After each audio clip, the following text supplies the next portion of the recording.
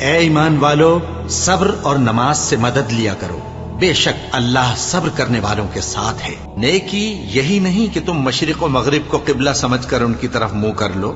بلکہ نیکی یہ ہے کہ لوگ اللہ پر اور روز آخر پر اور فرشتوں پر اور اللہ کی کتاب پر اور پیغمبروں پر ایمان لائیں،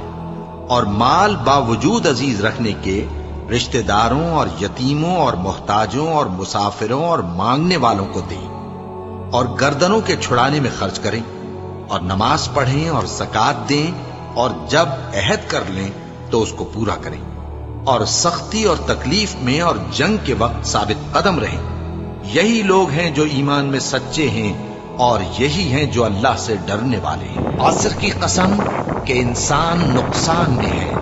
مگر وہ لوگ جو ایمان لائے اور نیک عمل کرتے رہے اور آپس میں حق پر چلنے کی تلقین اور